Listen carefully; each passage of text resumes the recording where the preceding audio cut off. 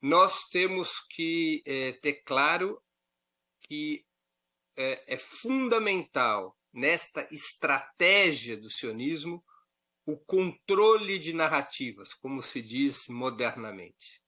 Isso foi um elemento fundacional da estratégia sionista, que se baseia na identificação do sionismo como aquilo que ele não é, para esconder aquilo que ele efetivamente representa. O sionismo se vendeu a si próprio como uma ideologia, como uma doutrina de autodeterminação do povo judeu.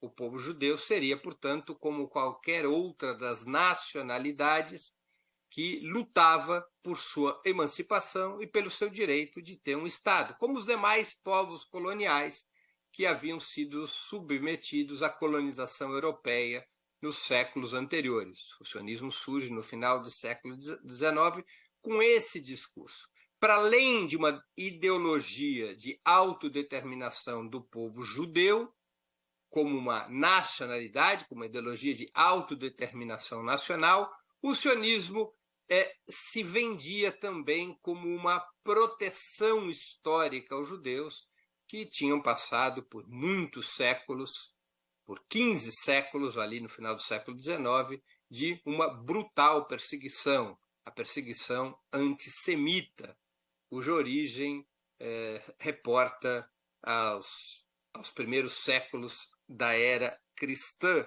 após a diáspora judaica com a queda de Jerusalém em função da destruição promovida pelo Império Romano. Era, portanto, uma proteção dos judeus, um lar nacional judeu, como dizia o fundador do sionismo, Theodor Herzl. E, de certa forma, além de uma doutrina de autodeterminação nacional e de um mecanismo protetivo, seria uma reparação histórica. Ou seja, os judeus tinham direito a retornar às suas terras ancestrais, tinham direito a constituir um Estado próprio, um Estado do povo judeu, um Estado judaico, como era o próprio título do livro fundamental de Theodor Herzl, o Estado Judaico, porque depois de tanta perseguição, depois de expulsos das suas terras ancestrais, depois de vagar pela Europa, os judeus tinham direito a retornar à terra prometida, como assim afirmava os textos do Velho Testamento. E esse sentimento de reparação, evidentemente, ganharia um outro impacto muitas vezes maior depois do Holocausto. Portanto, era assim que o sionismo se apresentava. E ouvido dessa maneira, lido dessa maneira, parece algo extremamente razoável. Mas ele escondia o que de fato ele era. O sionismo é fundamentalmente uma doutrina de supremacia étnica. Ele não é uma doutrina de autodeterminação nacional. O sionismo propõe algo que raras vezes existiu na humanidade, especialmente na Idade Moderna, que é o Estado étnico e não o Estado nacional. Os judeus não são uma nação. Os judeus um dia foram uma nação em tempos imemoráveis, bíblicos. Os judeus são um grupo de origem étnico-social que, num certo momento, se converte, nas palavras de Karl Kautsky, num povo-classe, ou seja, os judeus, quando vão à diáspora, passam a exercer um papel de classe social, de mercadores e rentistas desde a Antiguidade até a Idade Média. Os judeus emigraram para diferentes regiões, se incorporaram a distintas nacionalidades. Não há uma característica nacional do povo judaico. Há uma origem étnico-cultural e um envelopamento religioso dessa origem étnico-cultural.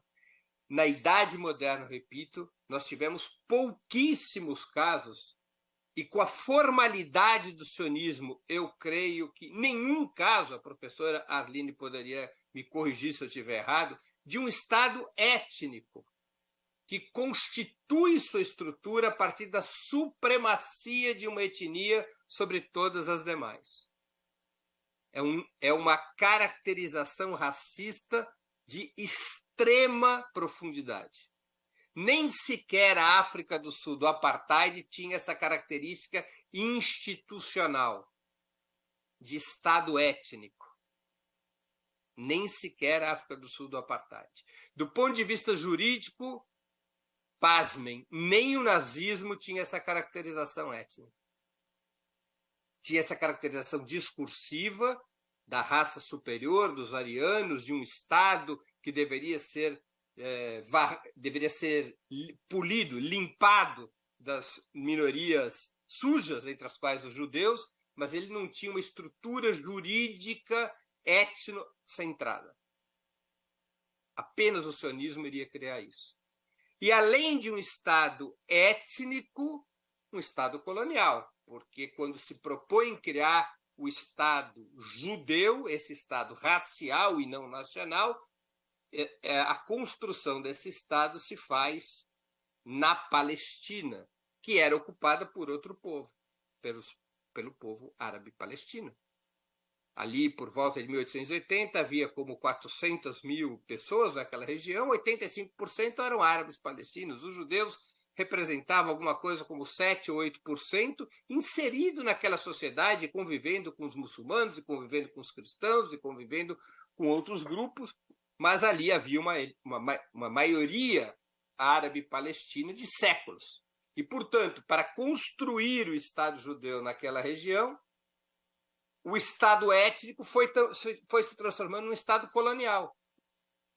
Primeiro, através da colonização por povoamento, utilizando métodos financeiros, a compra de terras dos árabes para as mãos judaicas, depois pelo método da segregação, na medida em que os judeus tinham mais terras e emigravam judeus da Europa Oriental para ocupar essas terras, foram se estabelecendo instituições exclusivamente judaicas, escolas, assembleias, organizações comunitárias, e depois transita da segregação para uma colonização do Kur, ou seja, para um sistema colonial clássico, no qual os demais povos, particularmente os árabes palestinos da região, deveriam ou ser expulsos das suas terras, como aconteceu, e aqueles que ficassem deveriam estar subordinados a um Estado étnico, com leis especiais para uma etnia, com direitos especiais para uma etnia e falta de direitos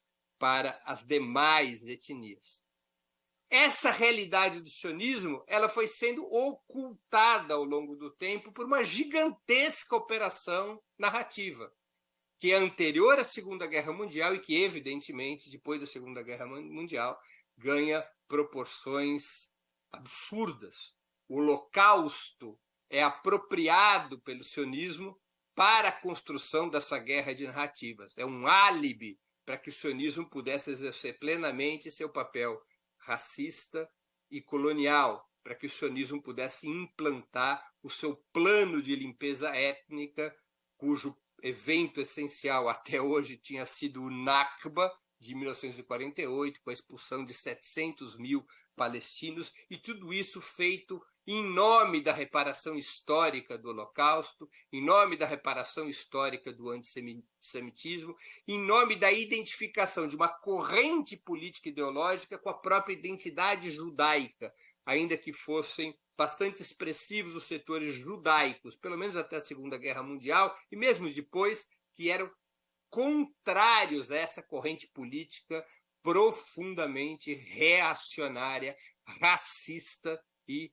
colonial.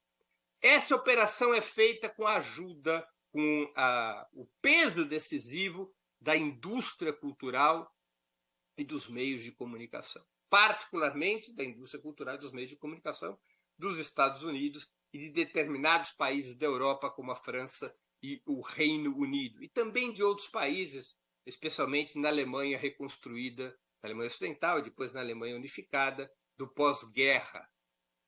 Por que isso? Isso vai além da geopolítica. Não é porque os Estados Unidos e o Reino Unido apoiavam Israel e tratavam de fazer com que Israel fosse sua grande cabeça de ponte no Oriente Médio naquela etapa em que a União Soviética, que antes havia apoiado a criação de Israel, já construía sua aliança com o pan-arabismo numa estratégia de disputa com os Estados Unidos sobre aquela importante região do planeta. Não, e além da geopolítica, há efetivamente uma condição excepcional do Estado de Israel.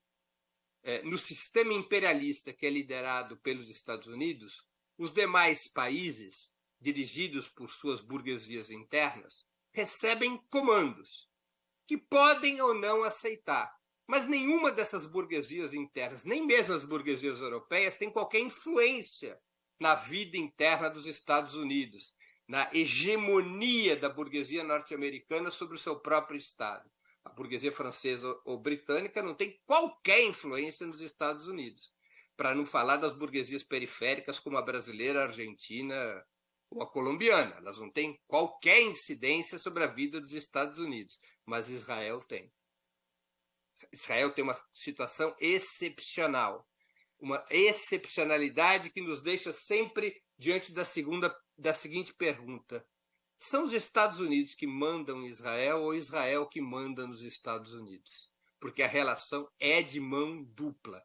Uma fração muito importante da burguesia norte-americana que se concentra nas finanças, na indústria cultural e nos meios de comunicação, mas também na área de tecnologia e também no complexo bélico industrial. Uma fração muito importante da burguesia norte-americana é de origem judaico e de alinhamento sionista, e tem uma relação direta com o Estado de Israel. O mesmo acontece no Reino Unido, em menor escala, também na França. Isso significa dizer que Israel intervém na vida interna desses países, particularmente nos Estados Unidos, pelo peso que a indústria cultural e os meios de comunicação têm na própria disputa política interna dos Estados Unidos, e também pelo peso financeiro que essas empresas, comandadas por judeus alinhados ao sionismo, o peso que essas empresas têm na arrecadação de recursos para as campanhas eleitorais, por exemplo. Isso faz com que Israel tenha uma incidência sobre a política que os Estados Unidos adotam em relação a Israel. É como se fosse um bumerangue.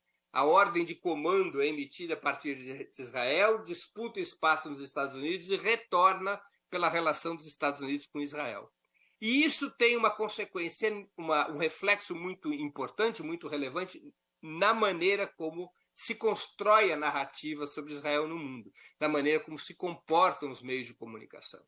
Muitas pessoas perguntam: puxa, por que a imprensa é assim parcial? Porque não há, eu acredito, que não haja outro caso na história dos últimos 70, 80 anos de tamanha parcialidade da imprensa, e a imprensa é muito parcial em relação a quase tudo, do que na questão sionista e na questão palestina.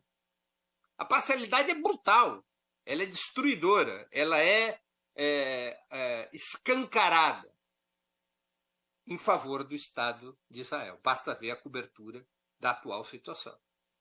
A maneira como se desumanizam os árabes palestinos, a maneira como se esconde informações, a maneira como se constrói o entendimento do atual período através das redes de televisão, dos rádios, dos sites, dos jornais impressos, das revistas. Ou seja, é uma construção de proteção do Estado de Israel, que pela primeira vez, ao menos de uma maneira importante, está sendo furada.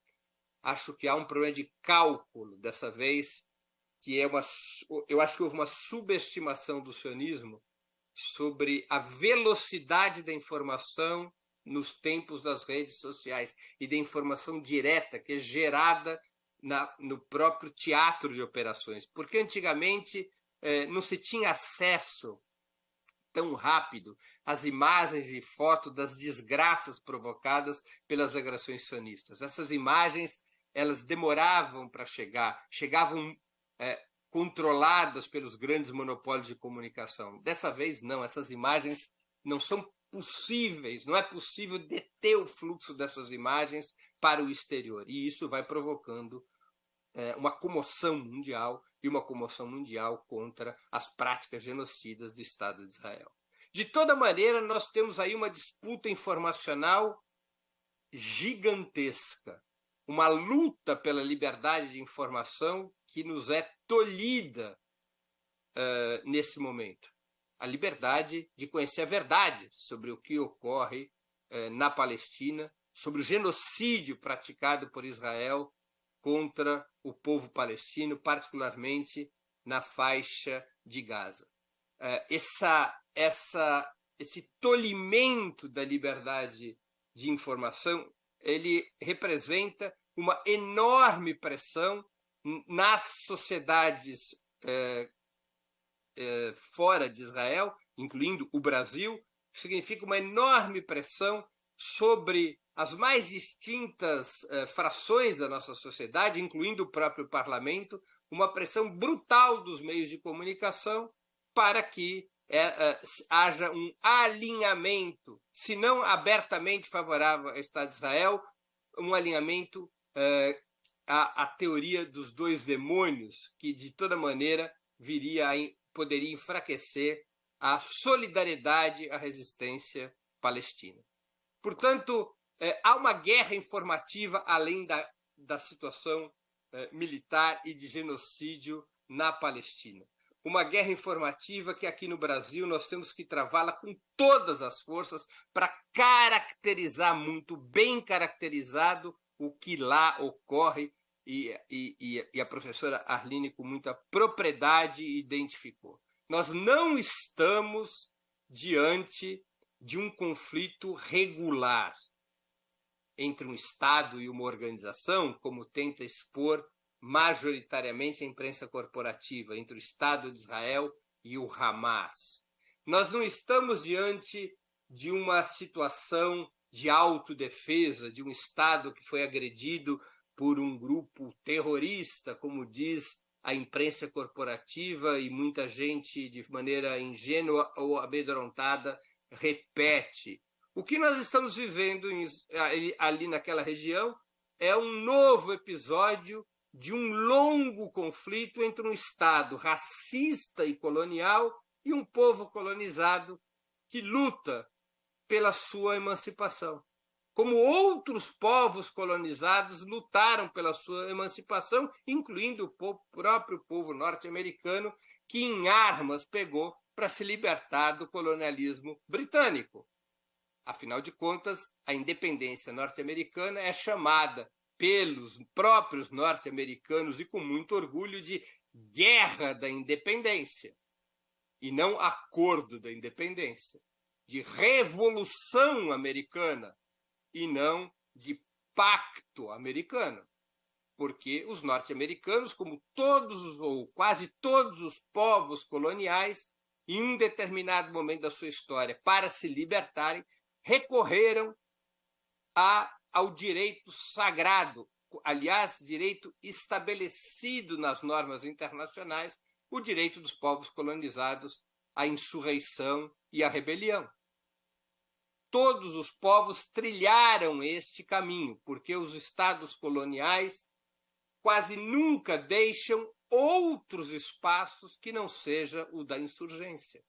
Os estados coloniais somente podem sobreviver a partir de um extremo grau de violência, como é o caso do Estado de Israel. É uma história de 75 anos de extrema violência contra o povo palestino, acentuada a partir da Guerra de 67, quando todos os territórios palestinos destinados pela partilha à construção do Estado palestino são tomados na mão grande pelo Estado de Israel, e especialmente nos últimos 20 anos, quando o povo palestino, na Cisjordânia e especialmente na faixa de Gaza, desde 2007, foram submetidos a um sistema de aprisionamento interno, de verdadeiros campos de prisioneiros a céu aberto, murados e resguardados pelo exército de Israel. Eu quero aqui dizer algo que às vezes a gente não se dá conta. Meninos e meninas de 16, 17 anos em Gaza jamais viram a vida além muro. Nasceram numa prisão a céu aberto, como se fosse o antigo gueto de Varsóvia, e desta prisão a céu aberto jamais puderam sair, condenados por nascer, não por qualquer coisa que tivessem feito. É de uma brutalidade sem igual desde o pós-guerra.